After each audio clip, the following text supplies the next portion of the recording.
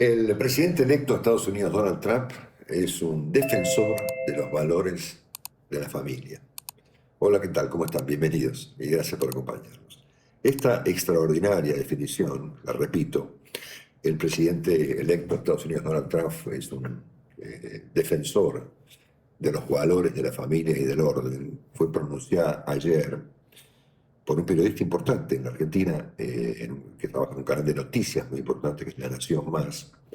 Y con independencia de lo graciosa, grotesca, aduladora y visiblemente falsa de la declaración, se vuelve muy interesante el tema como consecuencia o la luz de lo que está ocurriendo entre la política y el periodismo profesional e independiente, ¿no es cierto? Ustedes recuerdan que ahora el presidente electo Donald Trump fue encontrado culpable de 34 delitos en el caso llamado Stormy Daniels, una actriz porno que fue sobornada por Trump y por su gente durante la campaña electoral del 2016, cuando él gana las elecciones presidenciales. Era un caso donde se mezcló la prostitución y la extorsión, ¿no es cierto? El caso fue revelado en 2018 por un diario, y este dato también es muy importante, nada menos que por el Wall Street Journal, uno de los diarios más importantes del mundo, ¿no es cierto? Y por el caso fue preso durante varios años de varios sujetos vinculados a Trump que han sido encarcelados por diversos delitos. Fue preso su abogado y socio, un opaco personaje llamado Michael Cohen, que terminó efectivamente en la cárcel, ¿no es cierto? Por este y por otros delitos, ¿no es cierto? Bueno, el caso fue juzgado por un juez llamado Juan Merchant, que había anunciado que la sentencia condenatoria por 34 delitos iba a ser revelada, o pronunciada, o dada a conocer el 18 de septiembre pasado, ¿no? Pero claro, Trump argumentó que en septiembre pasado una sentencia de esta naturaleza condenatoria interfería en la campaña electoral, era un obstáculo inaceptable, y además de esto, un dato también muy interesante, la Corte Suprema Norteamericana se pronunció en esta clase de temas y le concedió a Trump, mejor dicho, a todos los presidentes norteamericanos, pero como el único que está condenado por la justicia es Trump, le concedió la inmunidad penal a los presidentes, obviamente incluyendo a Trump, aunque no esté en ejercicio, por los actos oficiales, ¿no es cierto? Esta barbaridad no ocurrió en la Argentina ni siquiera en el caso de Cristina Kirchner, ¿no es cierto? Es una cosa completamente disparatada, ¿no es cierto? Y además, les recuerdo que además del caso de Stormy Daniels, que no presenta a Trump, ¿no es cierto?, como un defensor de los valores de la familia, él fue condenado por abuso sexual en el caso de la escritora Jean Carroll. A ver, ella había denunciado una violación que no se pudo probar, pero sí fue condenado por abuso sexual, ¿no es cierto? Por lo tanto, estamos en presencia de un defensor de la familia y del orden.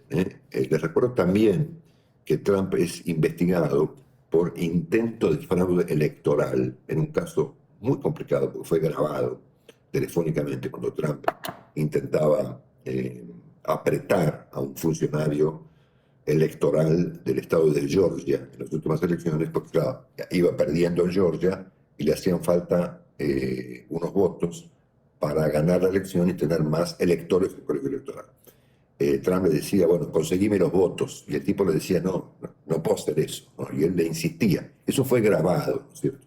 Un intento de fraude, ¿no es cierto? Y está siendo juzgado por eso. Y al mismo tiempo está siendo juzgado por haber instigado la toma violenta del Capitolio del 6 de enero del 21, cuando faltaban pocos días, 15 días, para la asunción de Biden, ¿no? Él argumentaba que había habido un fraude y promovió, instigó a una turba de enajenados que terminó matando 5 personas, y que tomó el Congreso norteamericano. Allí la prensa adicta a Trump dijo, bueno, que eran un grupo del famoso Tucker Carlson, ¿no? Que era un grupo de turistas que se habían molestado, y que no era en ningún caso una instigación contra la democracia. Y Trump dijo recientemente que aquello había sido un acto de amor, ¿no es cierto? Entonces vuelvo a preguntar, ¿estamos en presencia de un defensor de los valores de la familia y de los valores del orden, ¿no es cierto? Al mismo tiempo, se comenzó a argumentar ayer, tanto en la Argentina como en Estados Unidos, que los hechos revelados por la prensa y las críticas de las que ha sido objeto Trump, como son objeto de crítica a todos los presidentes del mundo, resultaban evidentemente inválidas y visiblemente malintencionadas como consecuencia de su aplastante triunfo electoral, ¿no es cierto? Bueno, por lo tanto, se dice, la prensa ha mentido y ha terminado de perder su credibilidad y está oficialmente muerta. Han declarado esto varias personas consultadas en un artículo muy interesante publicado hace unas horas, o anoche, mejor dicho, por el portal de la CNN, ¿no? Que la prensa, como consecuencia del triunfo de Trump, está oficialmente muerta, ¿no es cierto? Bueno, algunas aclaraciones. La prensa ha publicado y ha criticado cosas que Trump ha dicho y que Trump ha hecho, cosas que Trump ha protagonizado, ¿no es cierto? Asuntos judiciales, controversias financieras muy opacas, comentarios de carácter racista, todo tipo de violencia verbal, cosas que son visibles, que son públicas, que son producto de discursos de Trump durante la campaña y actos cometidos durante la campaña y durante su presidencia, ¿no? Y la relación de este comportamiento con el voto es en todo caso un misterio, ¿no es cierto? La gente vota por innumerables razones, en este caso lo habrá hecho porque le pareció, porque no le habrán importado las críticas, o porque lo hizo a pesar de las críticas, y la gente vota por razones diversas a un candidato o a otro, ¿no es cierto? En el caso argentino, por ejemplo, la misma persona ha votado seguramente por Cristina Kirchner, después por Mauricio Macri, después por Alberto Fernández, y después por Sergio Massa, y la misma elección en la segunda vuelta lo ha hecho por otro candidato, por Javier Milei. La gente vota porque vota, y eso es insondable, ¿no es cierto? En cualquier caso, podría argumentarse entonces que si el caso de Trump es un caso de un sujeto impecable como consecuencia de que la gente lo ha votado, uno podría argumentar que, como por ejemplo Vladimir Putin obtuvo en marzo de este año 88% de los votos en Rusia, 78 millones de votos, más votos que Trump, ¿no es cierto? No es entonces un criminal de guerra, ¿no es cierto? Porque ha sido indultado, ¿no es cierto?, por el voto popular. Bueno, o podría argumentarse que Chávez, que también fue votado por los venezolanos en su oportunidad, no ha violado los derechos humanos, porque ha sido convalidada su comportamiento por el voto de las personas. Y ni hablar del caso de Cristina Kirchner, ¿no es cierto?, que ya en su etapa de extravío desatado, digamos, y de comisión de actos de corrupción, por los cuales ha sido condenada, fue votada por el 54% de las personas. Entonces yo no puedo entender cómo el criterio, en todo caso que se aplica al caso de Trump, ¿no es cierto?, que bueno, que como consecuencia de que fue votado, todo lo que se ha dicho ha sido una mentira visiblemente deliberada, ¿no es cierto? Y este razonamiento no aplica, por ejemplo, para la señora Kirchner, ¿no es cierto? O para Vladimir Putin, o para Nicolás Maduro, o por Hamas. A ver, el grupo Hamas fue votado por los palestinos, ¿no es cierto? Y eso no beatifica, digamos, lo que han hecho el 7 de octubre pasado, que es un acto criminal de la peor calaña, ¿no es cierto? Entonces yo diría que es muy complicado mezclar la intención del voto de las personas con la naturaleza de los candidatos, ¿no es cierto?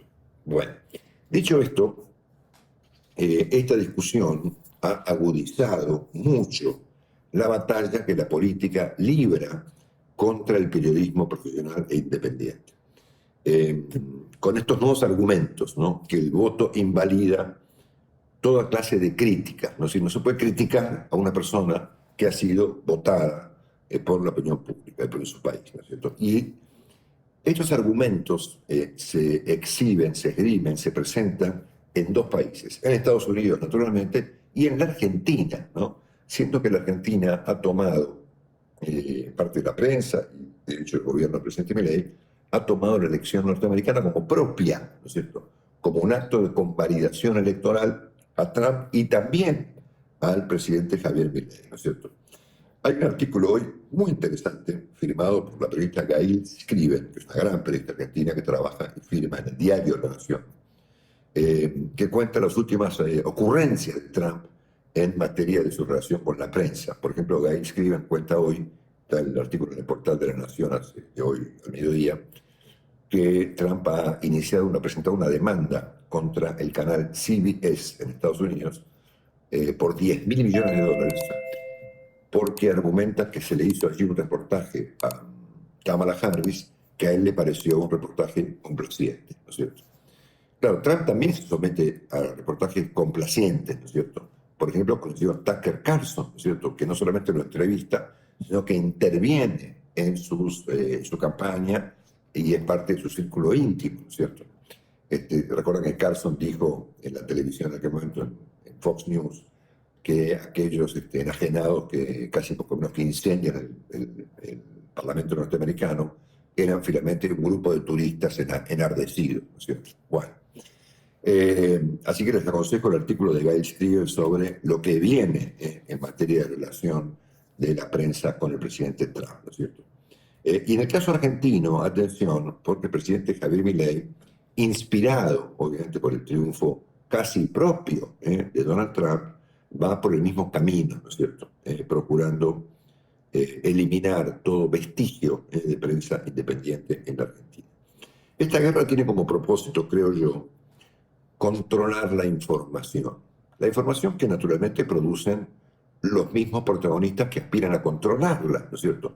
Tanto Trump como Milei, por caso, son los que objetan el modo en que la prensa trata, opina, ofrece un punto de vista o presenta las noticias o los hechos o los actos o los dichos que ellos mismos protagonizan, ¿no es cierto? Y por lo tanto, me parece que ambos presidentes aspiran a que el periodismo se abstenga, en el caso de Trump, por ejemplo, de presentar al personaje como alguien que naturalmente ha estado involucrado y condenado judicialmente por un caso de extorsión y prostitución, ¿no es cierto? Y condenado también por un caso de violencia sexual, y eventualmente será condenado por un caso de intento de golpe de Estado, ¿no es cierto? Y en lugar de eso, que se diga públicamente en la televisión, en lo que queda de la televisión o en las redes sociales, que el señor Trump es efectivamente un gran defensor de los valores de la familia y del orden. Gracias, seguimos. Chao, chao.